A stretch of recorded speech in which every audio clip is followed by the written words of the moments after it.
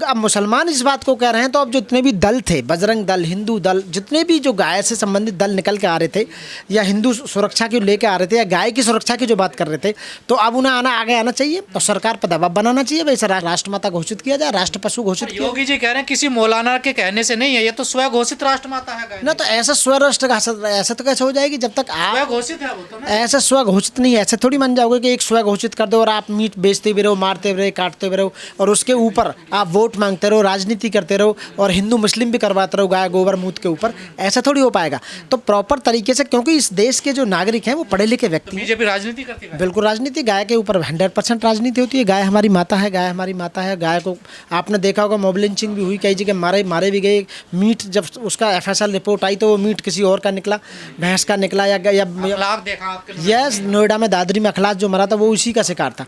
तो ये सारी जो बातें हैं, यदि आप प्रॉपर तरीके से देखोगे तो इसके पीछे एक बहुत बड़ा मतलब चाल है, वोट लेने का मामला है। तो गाय को केवल वोट लेने के लिए बना रखा है। जब तो सरकार नहीं करेगी इसको राष्ट्र, नहीं, मुझे तो नहीं लगता कि राष्ट्र पशु घोषित किया जाएगा। वैसे करना चाहिए उन्हें, जब जिसके ऊपर आप इलेक्शन लड़ रहे हो, तो अब यदि राष्ट्र पशु घोषित कर दिया तो इलेक्शन ही खत्म हो जाएगा, मुद्दा ही खत्म हो जाएगा। जैसे राम मंदिर का मुद्दा ही खत्म होगा अब राम मंदिर बनने के बाद, ठीक है ना। तो अब जैसे हिंदू राष्ट्र घोषित करेंगे, अब उसका मुद्दा चल रहा है। तो ये इस तरह के कोई ना कोई मुद्दा आता रहता है और जो मूर्ख लोग हैं वो हमेशा पागल बनते हैं। मुसलमानों ने फंसा दिया बीजेपी को। हाँ बिल्कुल, 100% फंसा रहा है। जब मुस्लिम नागरिक है इस देश का, उन्होंने देश के आज़ादी में उन्होंने बहुत बड़ी शहादत दी है उनके दादा पूर्वजों ने, और वो मालिक हैं इस देश के। जैसे हिंदू मालिक है ऐसे ही मुस्लिम भी देश का मालिक है, हर चीज़ का मालिक है। और उसके पास में संसाधन भी हैं, वो कई हज़ार बीघे के जोता भी हैं, आज मालिक हैं, जमींदार हैं। देशद्रोही बताया जाता है। वो तो किसी एक आदमी को नीचा दिखाने के लिए कुछ ना कुछ तो बताया जाए, क्या तो मेरे को भी देशद्रोही बता देंगे, आपको भी देशद्रोही बता देंगे। जब अपनी बात को ऊपर रखना है तो दूसरे आदमी को गलत साबित करना होगा, आपको गलत बताना होगा। देशद्रोही तो ये क्या बता रहे हैं, वो जो उनका चैनल है ना वही बता देते हैं। अब कोर्ट में ट्रायल करने की जरूरत नहीं है। जो कोई घटना होती है तो जो चैनल है इनके, वो चैनल ही डिसाइड कर देते हैं, पहले ही उन्हें सजा सुना देते हैं उनके हिसाब से, तो वो कर देते हैं। तो ये जब तक हमारी एजुकेशन का मामला है, जब तक हम एजुकेट नहीं होंगे सारे के सारे, तब तक सरकार भी हमको गायों की तो बड़ी दुर्दशा है ना, सड़कों पर पिन्नी खा रही है, एक्सीडेंट हो रहे हैं, गौशालाओं में मर रही हैं, बीमार हो रही हैं। उनको बीमारियां तुमने देखो मोटे मोटे फोड़े से निकलते हैं, वो बीमारियां हो रही हैं। तो उनकी जो ना प्रॉपर देखभाल नहीं है, केवल उसके नाम पर राजनीति कर रहे हैं। ये राष्ट्र पशु घोषित नहीं करेंगे। यदि राष्ट्र पशु घोषित कर दिया तो इनकी फैक्ट्रियां बंद हो जाएंगी। कह रहे राष्ट्र पशु ने, गौ माता है ये हमारी। हाँ, पशु कहना बेकार होगा। हाँ, तो गौ माता को यदि राष्ट्र माता घोषित कर दिया जाए तो इनकी फैक्ट्रियां बंद हो जाएंगी, जिसमें कट के बाहर विदेश मीट जा रहा है। ये जितने भी जो आज सत्ता में बैठे हुए हैं, कई हजार करोड़ का मामला है जो बाहर इनकी जो नॉन वेज जो इनका पैक होकर। तो वकील साहब, गाय का ही मुद्दा देश में जरूरी है, देश इसी से आगे बढ़ेगा। देखो, ये बात यहाँ की जनता के ऊपर डिपेंड करती है। इस देश की स्थिति को दो लोग सुधार सकते हैं, जो मैंने एनालिसिस किया, या तो देश का धनवान या फिर देश का नौजवान। यदि नौजवान ये समझ ले कि हमें देश को सही तरह से सही रास्ते पर लेके जाना है, जैसे कि आपने देखा होगा कॉकरोच पार्टी का चल रहा है, कितना तगड़ा वो मामला चल रहा है। जिस दिन नौजवान ने ये ठान लिया कि बीजेपी को हम वोट नहीं देंगे, RSS मानसिकता वाले लोग जितने भी बैठे हुए हैं सबको हटा कर रहेंगे, तो वो नौजवान एक दिन में बदलाव कर देगा। जो कांग्रेस में हुआ करते थे जब उस समय खूब मजे ले रहे थे, अब वही बीजेपी में आ गए। और यदि कांग्रेस आती है दोबारा तो वही बीजेपी के टूट कर कांग्रेस में आ जाएंगे। तो इसका मतलब है कि देश का सुधार तो कभी होगा ही नहीं। ये सुधार के लिए नौजवान को आगे आना होगा, पढ़े लिखे युवा वर्ग को भी और वैसे वर्ग को भी, और देश के बढ़ चढ़ के हिस्सा लेना होगा। जैसे देश को आज़ादी में युवा तो जाति धर्म में बटा हुआ है ना, नहीं बटेगा। यदि युवा को बस उन्हें समझाया जाएगा कि भाई आप देखो, आपका रोजगार खत्म कर दिया, आपकी शिक्षा खत्म कर दिया, आपका स्वास्थ्य खत्म कर दिया, आपका न्याय खत्म कर दिया, और आप देखो देश में क्या बचा है। जितने भी संसाधन थे, जो सरकारी संस्थान जो 70 साल में बने थे, वो सब बेच खाए। इवन यहाँ तक कि तुम्हारी पानी और तुम्हारे नदियाँ, तुम्हारे पहाड़, तुम्हारे झरने, तुम्हारे जितने भी नेचुरल रिसोर्सेज थे, हमारे खनिज पदार्थ थे जितने, वो सब चंद लोगों में बट खाए हैं, बेच खाए हैं। इवन यहाँ तक कि सब चीज़ों को प्राइवेट कर दिया गया है, और प्राइवेट में रिजर्वेशन लागू नहीं है। उनकी अपनी फौज है, अपनी सेना है, आप एंट्री नहीं कर सकते प्राइवेट प्रॉपर्टी पे। तो ये आपको देखना होगा कि देश को बेचने का काम कौन कर रहा है, वह देश से वास्तव में किसको प्यार है। जिसको अपने घर से प्यार होता है वो घर को नहीं बेचता कभी भी, आने वाली औलादों को कुछ दे के जाता है। जैसा कांग्रेस ने 70 साल में जो संस्थान बनाए थे, पिछली सरकारों ने जो संस्थान बनाए थे भारत के डेवलपमेंट, राष्ट्रीयकरण, 20 से भी ज़्यादा बैंक उन्होंने राष्ट्रीयकरण किए थे, इन्होंने वो प्राइवेट कर दिए। आप मर्ज कर रहे हैं। सर वकील साहब, पिछले कुछ दिनों में गाजियाबाद में 2 मर्डर हुए। देखो बात क्या है कि ये लॉ एंड ऑर्डर के ऊपर डिपेंड करता है। उत्तर प्रदेश में आप देखो सरकार किसकी चल रही है, सरकार चल रही है बीजेपी की उत्तर प्रदेश के अंदर। तो वो लॉ एंड ऑर्डर लागू करने में बिल्कुल नाकामयाब रहे हैं। उन पर पूरा प्रदेश चल नहीं पाया। प्रदेश में अन्याय पूरा है, भ्रष्टाचार पूरी तरह से है, किसी का कोई काम नहीं हो रहा। और यदि आपने आवाज़ उठाई तो आपके ऊपर FIR दर्ज कर दी जाएगी। आपने यदि ये भी कह दिया ना पेपर लीक हो रहे हैं तो भी आपको ऊपर FIR दर्ज होकर जेल में योगी जी के तो सामने गुंडे थर-थर कांपते हैं, कोई एनकाउंटर कर दिया जाता ये सब कुछ नहीं है, सब बेकार है। सबसे बढ़िया जो राज रहा आज तक वो बहन कुमारी मायावती जी का, बहुजन समाज पार्टी का रहा। आप 2007 से 2012 की गवर्नमेंट उठा कर देख लो, सबको न्याय मिला, सबको रोजगार मिला, सबको शिक्षा मिली, सबको स्वास्थ्य मिला, सबको ज़मीन मिली, पट्टे मिले, घर मिले, स्कूल में फ्री एडमिशन्स मिले। दिल्ली यूपी पुलिस की भर्ती में आपको बिना बिना बिना भ्रष्टाचार के आपकी भर्ती हुई। टीचरों की जो 59,000-67,000 की जो भर्ती हुई वो भी हुई, होमगार्ड की हुई। जितने भी ज़िले हैं उनके नाम, उनके डेवलपमेंट और अंबेडकर ग्राम योजनाएं और हॉस्टल्स और फ्री में आपको एजुकेशन, फ्री में आपको कोचिंग सेंटर, कोचिंग, सब कुछ बहन जी ने दिया। लेकिन आप देखो उसको बदनाम किया गया, पार्कों के नाम पर बदनाम किया गया। और यूपी में तो बिल्डोजर चल रहा है ना अपराधियों के ऊपर। देखिए अपराधियों के ऊपर नहीं चल रहा, वो अपोजिट पार्टी के लोगों के ऊपर चल रहा है। अपोजिट पार्टियों की वोट काटी जा रही हैं। तो मैं यही कहूँगा कि जब तक नौजवान इसको सपोर्ट करना बंद नहीं करेगा तो देश को जब तक ऐसे ही बिकते रहें। आप अरावली की पहाड़ियों को देखोगे कैसी कटी हैं, तो आप किसी को भी देख लो, आपका पानी जानबूझ कर ख़राब कर दिया गया नीचे से, ताकि आप उन्हीं के जो पानी के बेचने वाले हैं, उन्हीं के लोग हैं, जो फैक्ट्री लगी हुई हैं, वो आपको पानी बेचें। नफरत देश में फैलाई जा रही है, इससे किसका नुकसान हो रहा है? नुकसान नहीं, फ़ायदा किसका हो रहा है ये बोलो। जो नफरत से फ़ायदा किसको हो रहा है? जो सरकारें बैठी हुई हैं उनको वोट दी जा रही है।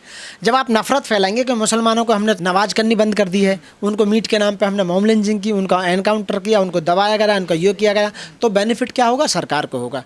क्योंकि कुछ लोग मूर्ख ऐसे हैं, वो चाहते हैं कि हम सड़कों पे नमाज तो नहीं होनी चाहिए। हाँ, क्यों नहीं होनी चाहिए? सड़कों पर तो कावड़ भी नहीं होनी चाहिए। कावड़ क्यों लेकर आना? सड़कों पर जागरण भी नहीं होने चाहिए, सड़कों पर जल्लूस नहीं निकलने चाहिए। जो नियम सबके लिए होना चाहिए ना। मुख्यमंत्री को एक ही धर्म का थोड़ी है। हाँ, तो परमिशन तो यहाँ भी ली जाएगी। ऐसे थोड़ी बिना परमिशन के एक रूट मैप तैयार किया जाएगा, वहाँ पर होता है सब काम, ऐसा नहीं होता। तो मैं ये कह रहा हूँ जहाँ पर पार्शलिटी की जाती है हिंदू मुस्लिम में, ईसाइयों में, सिखों में, तो वहाँ डेवलपमेंट नहीं हो सकता। डेवलपमेंट शिक्षा से होगा। आप देख लीजिए जो नालंदा में 6 महीने तक आग लगी थी, जो नालंदा फूंका था विश्वविद्यालय, ऐसे इन्होंने 90,000 स्कूल फूंक दिए, प्राइमरी स्कूल बंद कर दिए गए 90,000, और इन्होंने 27,000 ठेके खोल दिए। तो मैं नशा के लिए हर गली में, हर चौराहे पे 5 स्टार होटल बना के इन्होंने ठेके खोल दिए। सारी दारुआं वहाँ मिलेंगी आपको पीने के लिए। आपकी शिक्षा खत्म कर दिया, आपको नशे की तरफ धकेला जा रहा है। तो देश जो जा रहा है, और जो चलाने वाले लोग हैं वो एक मनुवादी मानसिकता के लोग हैं, विचारधारा के लोग हैं। वो सबको डेवलप नहीं करना चाहते, लोगों को गुलाम बनाना चाहते हैं।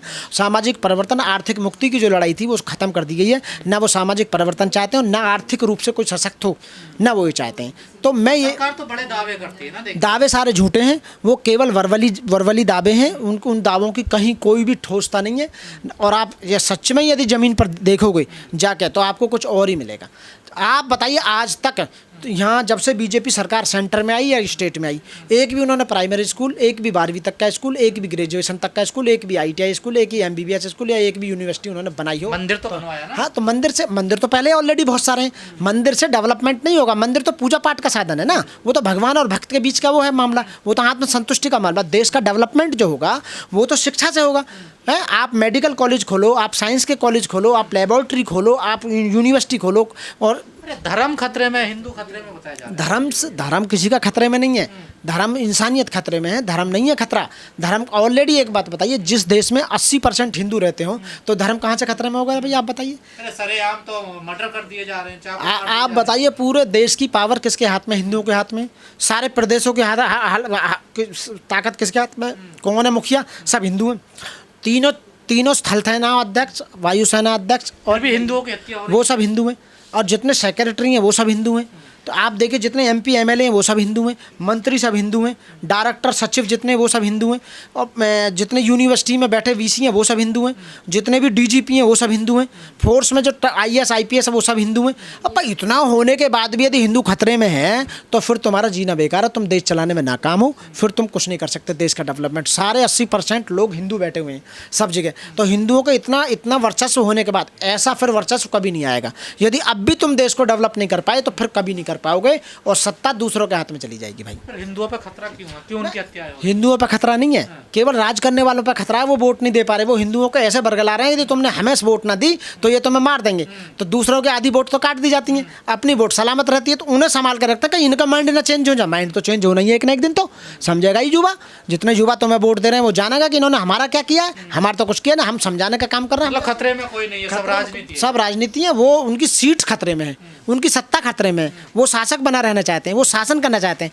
आप बताइए राहुल गांधी की जो दादी थी वो गोलियों से छन्नी कर दी, उसका जो पिताजी थे वो बम से उड़ा दिए, फिर भी राहुल गांधी प्रधानमंत्री बनने को क्यों घूम रहा भाई? इतने के बाद भी कुछ ना कुछ तो है सत्ता में पावर। आप बताइए क्यों है बार बार मोदी जी तीसरी बार अपनों करे 75 साल के बाद में जब सीट पर नहीं बैठेंगे मोदी जी, फिर भी उसी सीट पर बैठे भाई, कुछ ना कुछ तो मजा है। जो बाबा हैं, जो मोढ़ा हैं, जो जिन्हें भगवान का प्रवचन सुनना, भगवान का प्रवचन देना चाहिए या मंदिर में अपनी शुद्धि आत्माओं के लिए या स्वर्ग में जाने का जुगाड़ करना, हाँ, वो मुख्यमंत्री बने बैठे। सत्ता में कुछ ना कुछ तो पावर है भाई, क्यों बाबा जी भी उसी में आ रहे हैं सारे के सारे। तो आप बताइए, और जितनी भी अभिनेत्री हैं डांस करने वाली या फिल्म बनाने वाली, वो भी भैया सत्ता में आ रही हैं। आप बताओ जितने सत्ता में कुछ है तो यार मजे हैं, सब पावर है, सब कुछ वहीं से चलता है। पॉलिटिकल जो पावर है वो मास्टर की है हर चीज को खोलने की। देश में जब से बीजेपी की सरकार आई है, गाय एक बड़ा मुद्दा बना रहा है। उसको राष्ट्रमाता घोषित करने की लगातार तमाम संगठन अपील करते रहे, चाहे गोरक्षा दल हो, बजरंग दल हो, लेकिन अब मुसलमानों ने भी कह दिया है कि इसको राष्ट्रमाता या राष्ट्र पशु घोषित कर दीजिए। एनिमल प्रोटेक्शन एक्ट वो सीधे सीधे क्लियर कट कहता है कि जितने भी दुधारू पशु हैं या जो ऊन देने वाले पशु हैं उनको नहीं मारा जाएगा, ना ही काटा जाएगा।